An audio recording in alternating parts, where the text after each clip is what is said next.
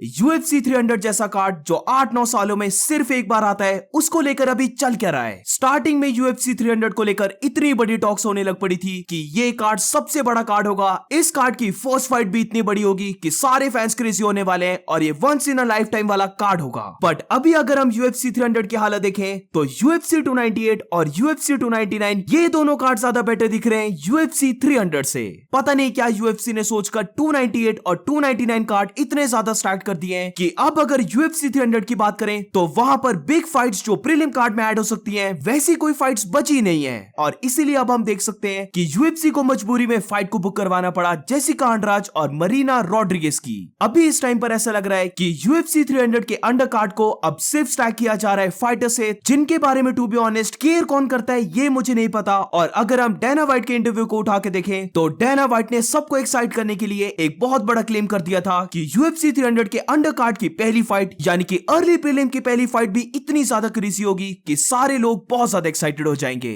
I don't think so इन तीनों में से किसी भी फाइट को लेकर कोई भी बहुत ही ज्यादा क्रेजी हो जाएगा। आई नो कि फैंस की एक्सपेक्टेशन बहुत ज्यादा है और इसीलिए UFC बहुत ज्यादा क्रिटिसाइज भी हो रही है, बट आई थिंक फैंस का सैड होना भी बनता है क्योंकि UFC 300 जैसे कार्ड्स 8-9 सालों में एक बार आते हैं। और यही अगर हम UFC 200 को देखें तो वो वाला कार्ड भी बहुत ही ज्यादा बुरा था। अब अंडर कार्ड की बात तो छोड़ ही दो, क्योंकि लास्ट को जो फाइट्स UFC ने अनाउंस की हैं उनसे ऐसा लग रहा है कि अब UFC सिर्फ अंडर कार्ड के स्पॉट्स को फिल करने में लगी है और वो केयर नहीं करे कि ऐसे मैचअप फैंस लाइक भी करेंगे या फिर नहीं करेंगे, क्योंकि इस टाइम पर उन्हें सिर्फ स्पॉट्स को फिल करना है। अंडर कार्ड तो भूल ही जाओ, बट अगर मेन कार्ड की भी बात करें तो मेन कार्ड तो और भी ज्यादा वीक लग रहा है, जहां पर जस्टिन गेची मैक्स होलोवे या फिर चार्ल्स ओलिवेरा अरमान सरूकिन की फाइट को हटा दिया जाए तो ऐसी अभी कोई भी फाइट नहीं है जो मेन कार्ड वर्दी फाइट हो और उसको देखकर ऐसा लगे कि डेफिनेटली ये फाइट UFC 300 जैसे काफी ह्यूज कार्ड के मेन कार्ड में रहना डिजर्व करती है। बहुत ही ज्यादा फीलिंग आ रही है कि जोंग वेली और यान शाओनन की जो फाइट होगी वो फाइट मेन कार्ड में रहने वाली है।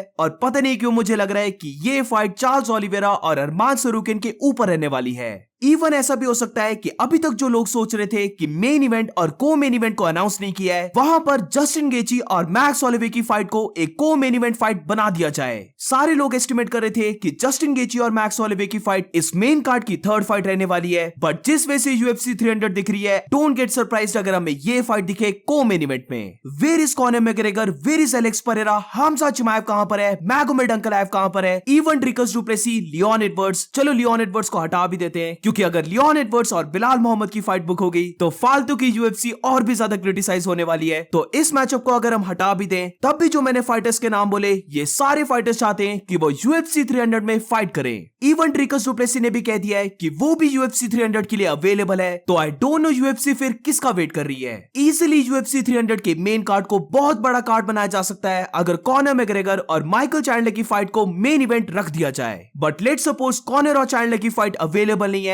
और वो फाइट इस कार्ड में नहीं हो सकती, तब भी मेरी ओपिनियन में ये कार्ड एक बहुत बड़ा कार्ड बन सकता है, जहां पर एलेक्स परेरा वर्सेस जमाल हिल करवा दो, Alex Pereira versus Magomed Ankalaev करवा दो, या अगर इजराइल अदसाने एग्री कर जाता है एलेक्स परेरा एंड इजराइल अदसाने की फाइट भी हो सकती है। तो मेरी ओपिनियन में एलेक्स परेरा वर्सेस एनीबॉडी इस कार्ड को हेडलाइन कर सकते हैं। और अगर को मेन इवेंट की बात करें तो ड्रिकस डुप्लेसी वर्सेस हमजा चिमाएव जैसे दो बहुत ही अमेजिंग फाइटर्स हैं जो इस कार्ड के लिए अवेलेबल है। और अगर उनकी फाइट बुक हो जाती है तो ये फाइट दिखने में भी बहुत बड़ी फाइट होगी, और अगर एक्चुअली में फाइट की बात करें तो इस फाइट को देखने में भी बहुत मजा आएगा। UFC के पास इतनी एक्सीलेंट अपॉर्चुनिटी थी कि वो जोंग वेली वर्सेस एलेक्सा ग्रासो एक चैंपियन वर्सेस चैंपियन की फाइट बुक करवा दें, जहां पर ये फीमेल फाइट भी बहुत ही बड़ी फाइट हो जाती, क्योंकि अभी एलेक्सा ग्रासो को काफी लोग सिम कर रहे हैं और उसके बहुत ज्यादा फैंस बन गए। तो आई एम प्रीटी श्योर इस मैचअप को भी लेकर काफी लोग एक्साइटेड होते।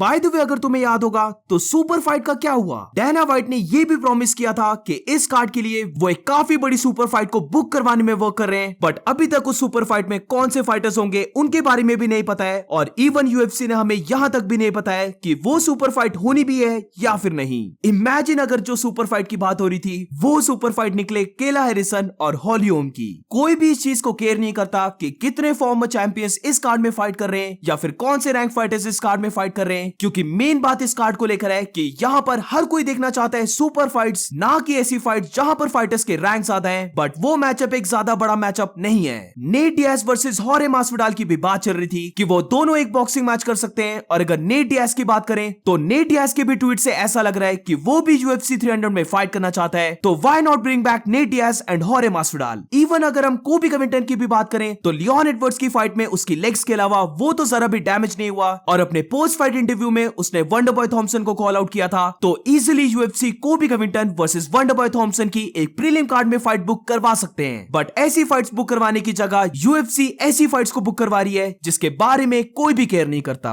मैं एज अ फैन ये केयर नहीं करता कि रैंक फाइट्स को बुक करवाया जा रहा है या फिर अनरैंक फाइटर्स फाइट कर रहे हैं, क्योंकि मेरी ओपिनियन में अगर पॉसिबल है तो रोंडा राउजी और ब्रॉक लेसनर को भी बुला लो। आई मीन ब्रॉक लेसनर अभी 46 इयर्स ओल्ड है, बट हमें ये भी पता है कि यूसाडा अब UFC के साथ वर्क नहीं कर रही है, तो I don't care, Brock Lesnar को स्टीरॉइड्स दे दो, कुछ भी कर दो, बट अगर ब्रॉक लेसनर ही UFC 300 कार्ड को बचा सकता है तो why not bring him back. So overall UFC 300 के कार्ड को लेकर अब ज्यादा स्लॉट्स नहीं बचे हैं, इसलिए अगर डायना व्हाइट ने कल या फिर परसों कोई भी फाइट को अनाउंस किया तो मैं रियली होप करता हूं कि वो फाइट एक ह्यूज फाइट हो। So let me know in the comments तुम्हें ये कार्ड अभी तक कैसा लगा, और इसी के साथ इस वीडियो को एंड करते हैं। अगर आपको वीडियो अच्छी लगी हो तो please make sure to like and subscribe. मिलते हैं नेक्स्ट वीडियो में।